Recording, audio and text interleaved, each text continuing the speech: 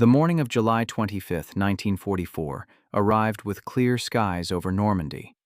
American soldiers dug into positions just south of the Perrier-Saint-Lô road, watched the sunrise with something approaching relief. For 7 weeks they had fought through hedgerows and mud. They had lost friends to German artillery, to machine gun nests, to mines hidden in the narrow lanes between ancient stone walls. Today, the full weight of Allied air power would fall on the German lines ahead of them. 1,500 heavy bombers, 350 medium bombers, 550 fighter bombers. The largest tactical airstrike in history. The plan was simple.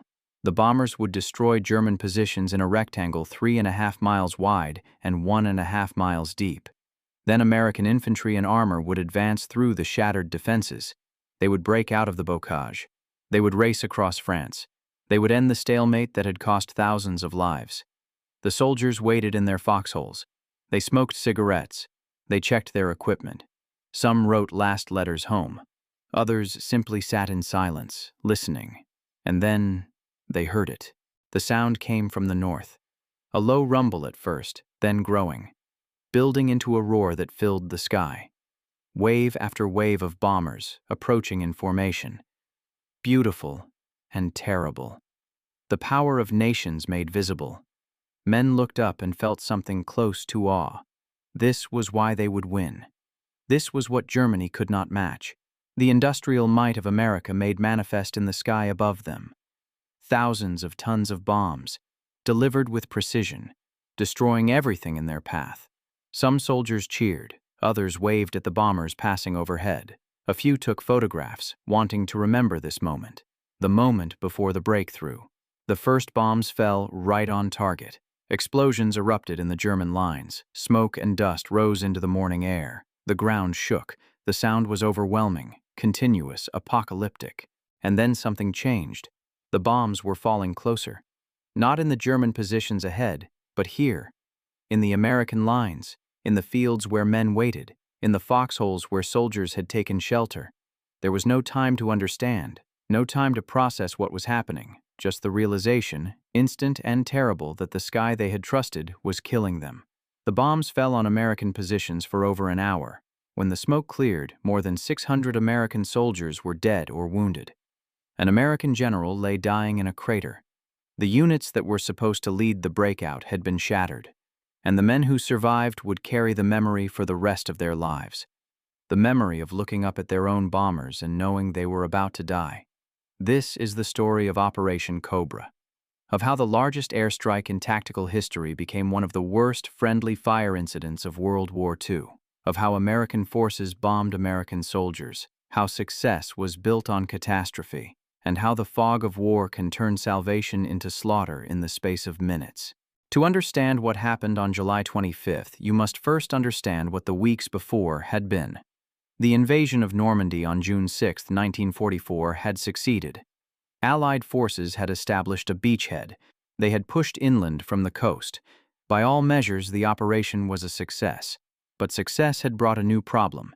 The Norman countryside, called the bocage, was unlike any terrain Allied planners had anticipated. Ancient hedgerows divided every field. These were not simple rows of bushes. They were earthen walls, 6 to 10 feet high, topped with dense vegetation. Roots centuries old had created barriers that tanks could not cross and infantry could not see through. Every field was a fortress. Every lane was a killing zone. Every hedgerow concealed German positions. American forces trained for mobile warfare found themselves fighting from field to field, yard by yard. The progress that should have taken days took weeks. Casualties mounted. Frustration grew. By late July, American forces had advanced barely 7 miles from their D-Day positions. The town of Saint-Lô had been captured, but at tremendous cost. The German army, though battered, still held strong defensive positions across the entire front.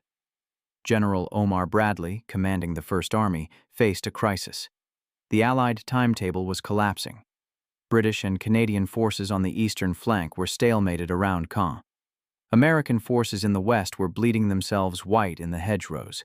Something had to break the deadlock. Bradley proposed a solution. A massive bombing attack that would obliterate German defenses on a narrow front. Then American armor would pour through the gap, racing west and south, turning the German flank, breaking out into open country where American mobility and firepower could be decisive. The plan was called Operation Cobra.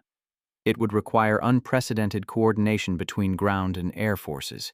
The bombing would have to be precise. The infantry would have to be positioned close enough to exploit the destruction, but far enough back to avoid the bombs. Timing would be critical, communication essential. Everything would have to work perfectly. The soldiers who would execute this plan had already been through hell. The 30th Infantry Division, nicknamed Old Hickory, had been fighting continuously since D-Day. They had learned the brutal lessons of hedgerow combat, how to move without being seen, how to call artillery on positions 50 yards away, how to distinguish between the sound of German machine guns and American ones. They were experienced, tough, but exhausted. When orders came down about Operation Cobra, reactions were mixed. The promise of a breakthrough was welcome, but the plan required them to hold positions dangerously close to where thousands of bombs would fall. The safety margin was supposed to be 1,200 yards. Some units would be even closer. Officers tried to reassure their men. The bombers were American. The pilots were experienced. The targeting would be precise. They had nothing to fear from their own Air Force. Some soldiers believed this, others did not. They had seen what heavy bombers could do to German positions. They understood that precision was a relative term, that mistakes happened, but orders were orders. On the evening of July 24th, units moved into position. They dug in along the Perrier-Saint-Lô road. Behind them, armor units prepared to advance. Ahead of them, German positions waited in the hedgerows, and above them, the first attempt at Operation Cobra was already underway. The bombing on July 24th was supposed to be the breakthrough, but weather over the target area deteriorated. Clouds obscured the ground. Some bomber groups attacked anyway. Others turned back.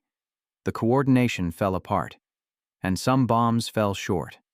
The 30th Division took casualties from American bombs on July 24th. Not many. 25 killed. Over 100 wounded. But enough to create unease. Enough to make men wonder if the safety margin was adequate. That night, commanders debated whether to continue the operation. The weather forecast for July 25th was clear. The bombing could proceed as planned, but units were already shaken. The friendly fire incident had damaged morale. The decision was made to proceed.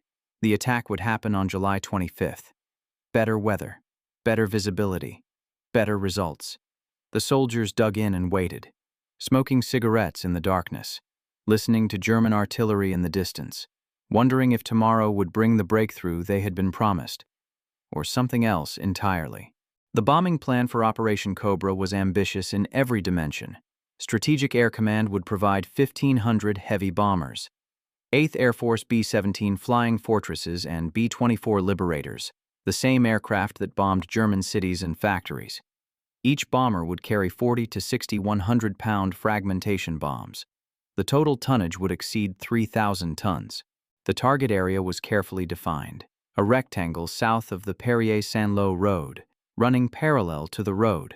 The northern edge, closest to American positions, would be marked by smoke and colored panels. Bombers would approach from the north. They would fly perpendicular to the road. This approach would minimize the chance of bombs falling short into friendly positions. At least, that was the plan. But the plan contained assumptions, and those assumptions were about to fail catastrophically. The first assumption was that bomber crews would fly the approach exactly as briefed. Heavy bomber doctrine, developed over years of strategic bombing missions, favored a different approach. Bombers attacked German cities by flying parallel to major landmarks, roads, rivers, railways. This allowed entire groups to drop on signal from the lead bombardier. It simplified navigation. It concentrated bombs on target. The Operation Cobra plan required bombers to fly perpendicular to the road. But to bomber crews, this seemed inefficient, dangerous. It meant that each group would have a shorter bombing run, less time to correct for errors, greater exposure to anti-aircraft fire. Some bomber commanders decided to modify the approach. They would fly parallel to the road, not perpendicular. It was a tactical decision. made at the group level, not communicated to ground forces. General Bradley, planning the operation, had specifically requested a perpendicular approach. He understood that if bombers flew parallel to the road, any targeting error would send bombs along the line of American positions. But his request had not been formalized in orders. Different bomber groups interpreted their briefings differently. The second assumption was that marking the target area would be simple. Ground forces were supposed to place colored panels and generate smoke along the northern edge of the bombing zone. But in the chaos of combat, coordination was difficult. Some panels were placed incorrectly, some were not placed at all, and smoke, which seemed like a clear marker on planning maps, behaved unpredictably in actual conditions. Wind could blow smoke back over American positions.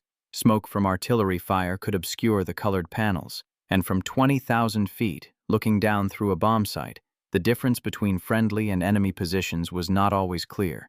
The third assumption was that bombing from high altitude could be precise. It could not.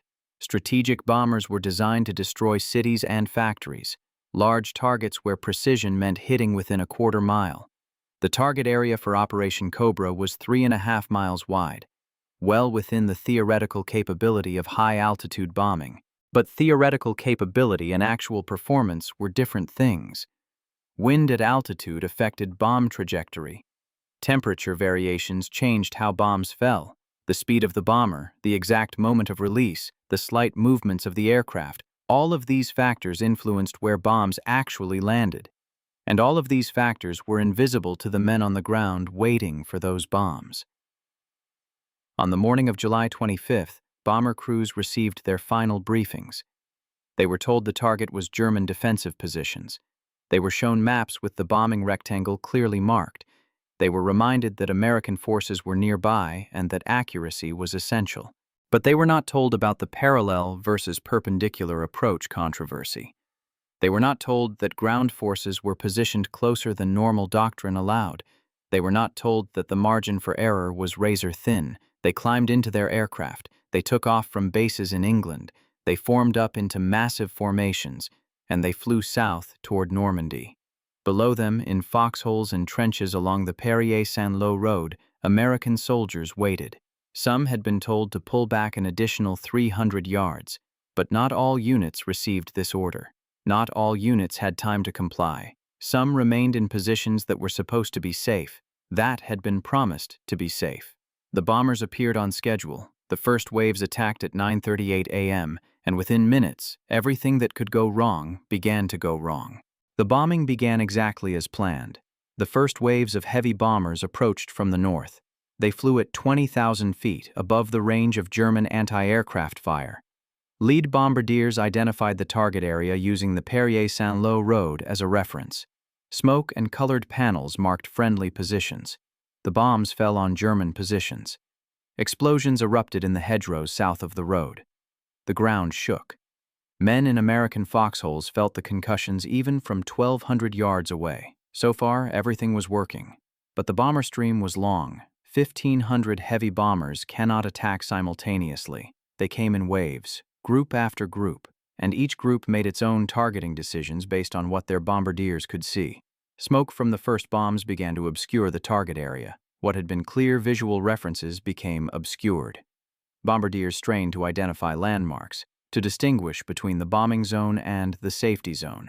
Some saw the colored panels marking friendly positions, others did not. Some adjusted their aim point south, others did not adjust enough.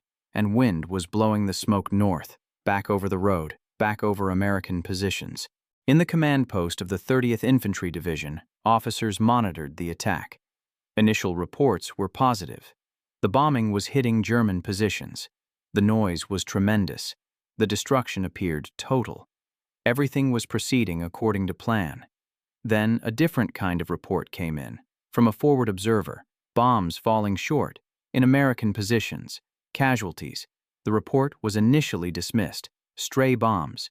Unfortunate, but expected in an operation of this scale. The attack would continue. The breakthrough would proceed. But more reports came in, from multiple units. Bombs falling on American positions.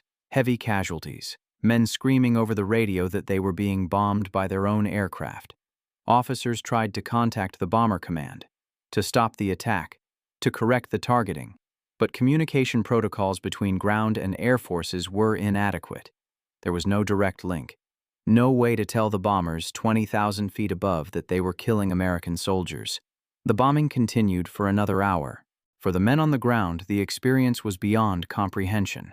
They had watched the first bombs hit German positions with satisfaction. This was what they had been promised: total destruction of enemy defenses, a clear path forward. Then the explosions moved closer. A soldier in a foxhole might hear the whistle of falling bombs, might look up and see them falling toward his position, might have 3 seconds to understand that he was about to die, and there was nothing he could do about it. Some bombs landed directly in foxholes, killing men instantly. Others landed nearby, shrapnel tearing through anyone in the open. The concussions alone were enough to kill, to rupture organs, to turn brains to fluid inside intact skulls. Men who survived the initial impacts found themselves in chaos, smoke everywhere, craters where foxholes had been, body parts scattered across fields, wounded men screaming, the sound of more bombers approaching. Unit cohesion collapsed. Soldiers abandoned their positions, running anywhere away from the bombing. Officers tried to maintain order but could not make themselves heard over the explosions. Some men broke completely, huddling in craters, praying, crying, and the bombs kept falling. Experienced soldiers, men who had survived weeks of combat in the hedgerows, said later that nothing had prepared them for this. German artillery was terrifying. German machine guns were deadly, but German weapons were trying to kill you. You could fight back. You could take cover. You could do something. Against American bombs, there was nothing to do but die. Among the units hit hardest was the 120th Infantry Regiment of the 30th Division. They had been positioned along the road, ready to advance once the bombing lifted. They were supposed to be outside the bombing zone, 1,200 yards of separation, a safe distance. But the bombs did not respect that distance. One company lost nearly 100 men in minutes. Another was so disorganized by the bombing that it could not advance when ordered. Officers who survived described soldiers who simply stopped functioning, who could not respond to orders, who sat in craters staring at nothing. Combat exhaustion was common in the hedgerows, but this was different. This was not exhaustion from fighting Germans. This was trauma from being attacked by your own side, from the realization that the sky you had trusted was just as deadly as the enemy ahead. Medics worked frantically, but many wounded men could not be reached. They lay in cratered fields while bombs continued to fall. Some medics were killed trying to reach them. Others simply had no chance. When a 100-pound bomb explodes near a human body, there is often nothing left to treat. By 10 o'clock a.m., the 30th Division had suffered over 300 casualties from American bombing. The division's combat effectiveness had been severely compromised, and the operation that was supposed to break German defenses had instead broken American units.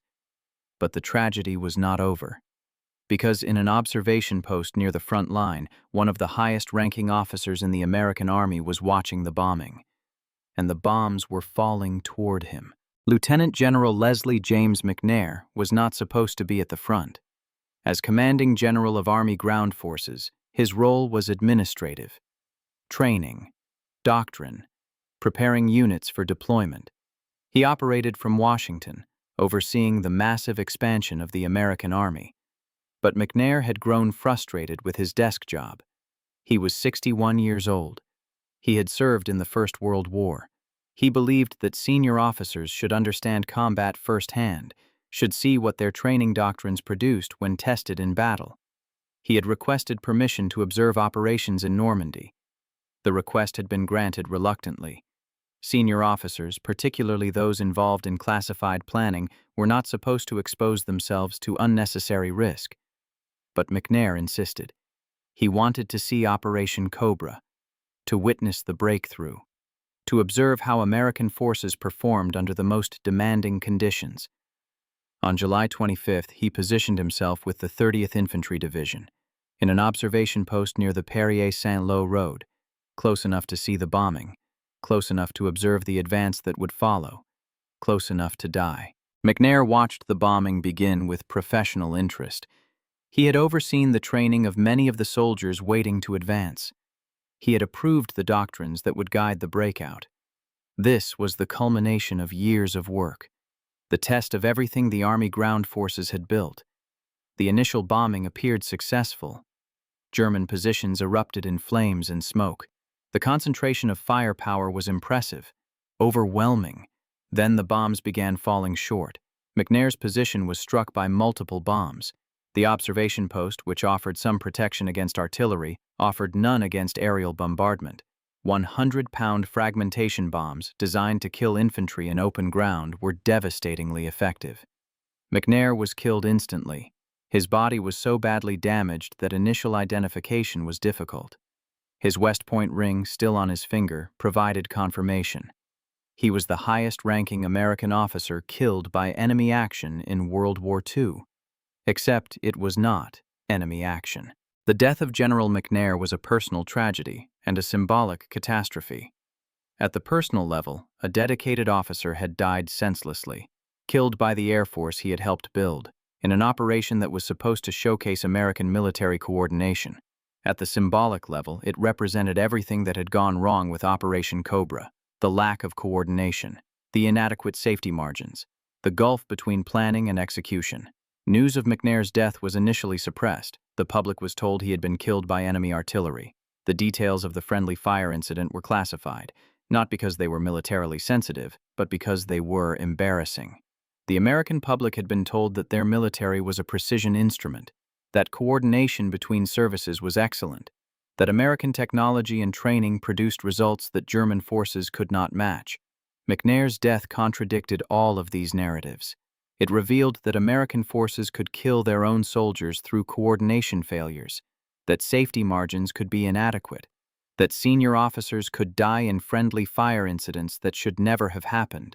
But on July 25th, there was no time to process this tragedy, because the bombing was still ongoing, casualties were still mounting, and the question facing field commanders was simple and brutal. Do we continue the operation, or do we halt and regroup?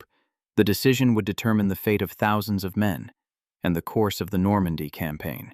When the bombing finally ended at approximately 11 a.m., the front was in chaos. Smoke obscured the battlefield. Cratered fields made movement difficult. Communication with forward units was sporadic. Casualty reports were incomplete, but clearly severe. The units that were supposed to lead the breakout had been devastated by their own Air Force. General Omar Bradley faced an immediate decision. The original plan called for infantry to advance through the bombed area immediately after the airstrike. Armor would follow. The breakthrough would be exploited before German forces could recover. But American forces had suffered over 600 casualties from friendly fire. Some units were combat ineffective, others were disorganized and demoralized. The soldiers who had survived were traumatized. Officers were struggling to restore unit cohesion. Proceeding as planned seemed impossible. But halting the operation carried its own risks. The Germans had also been bombed, their positions had been cratered, their communications disrupted. If American forces did not attack now, the Germans would recover. The element of surprise would be lost. The entire operation might have to be called off. Bradley ordered the attack to proceed. The decision to continue Operation Cobra despite the friendly fire catastrophe was both pragmatic and brutal. Pragmatically, American forces still outnumbered German forces in the sector. The German defensive line, though not completely destroyed, had been heavily damaged. American armor was concentrated and ready. The weather was clear. All of these factors favored an immediate attack. Brutally, the casualties from friendly fire, while severe, did not change the strategic calculus. 600 casualties sounded like a disaster, but the 30th Division had suffered similar or worse casualties in single days of hedgerow fighting. The Bocage campaign had normalized horrific loss rates. What made the friendly fire different was the psychological impact, not the numbers, but psychology could not stop tanks. Units were reorganized, officers rallied their men, and at 11:00 a.m., American forces began to advance into the bombed area. The advance was slower than planned. Infantry moved cautiously through the cratered landscape. They expected German resistance, machine guns, artillery, the usual desperate defense that characterized hedgerow fighting, but the German resistance was minimal. The bombing, despite falling short into American lines, had also devastated German positions. Entire companies had been destroyed. Command posts were obliterated. Communication lines were cut. The survivors were stunned, disorganized. American forces advanced through German positions that would normally have taken days to capture. Hedgerows that should have been fortresses were empty. Defensive positions were abandoned. The German line was collapsing. By afternoon, American armor had penetrated 2 miles beyond the start line. By evening, they were 5 miles deep. The breakthrough was happening. Not as cleanly as planned, not without terrible cost, but happening nonetheless. German commanders recognized immediately what was occurring. The American bombing, which they had hoped would fail, had succeeded, not in destroying their forces completely, but in breaking the coherence of their defense. Units that had held for weeks were now cut off, surrounded, unable to retreat or receive reinforcements.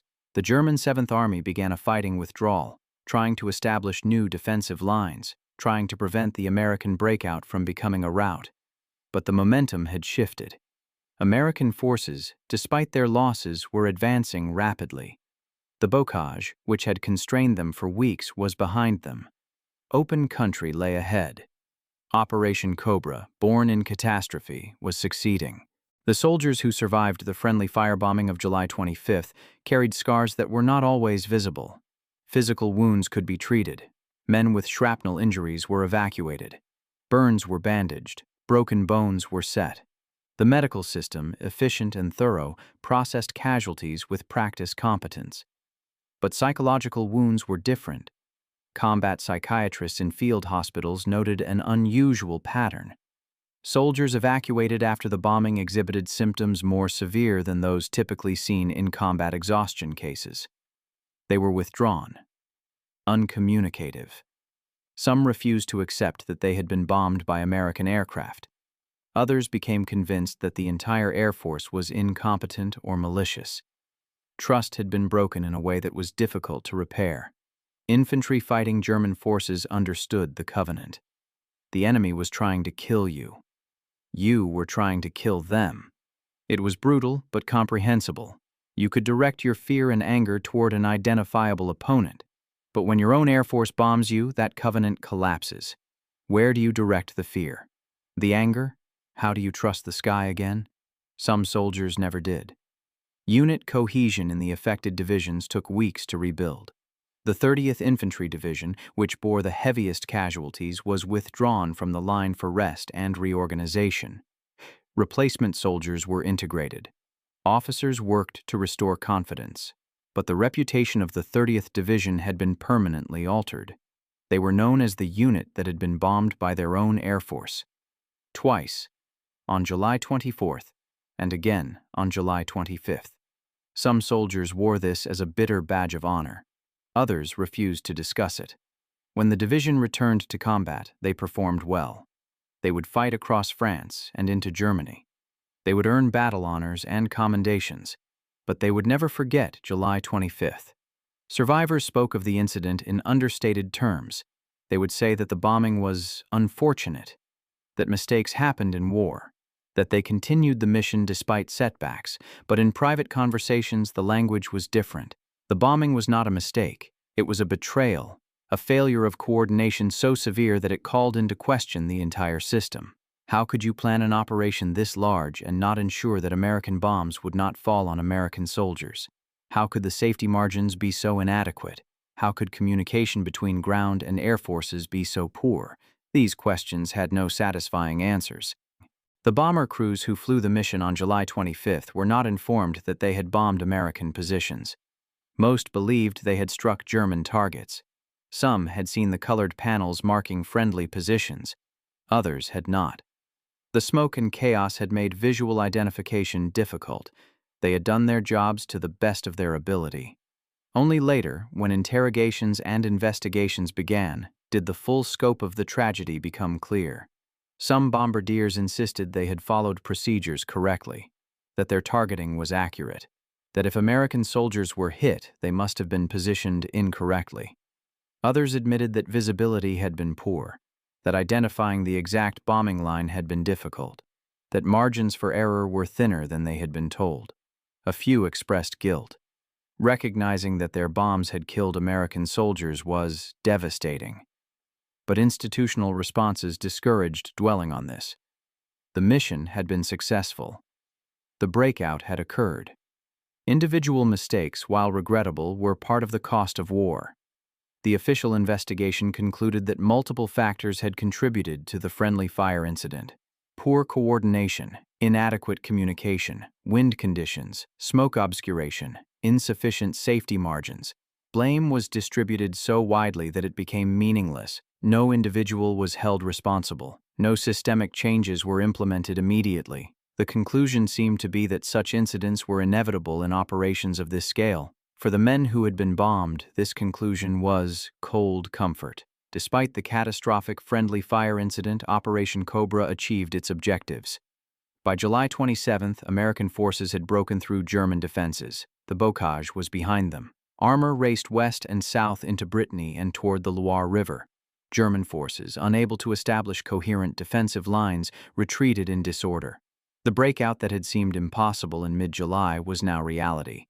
General George Patton's Third Army became operational on August 1st. Fresh divisions poured through the gap opened by Operation Cobra.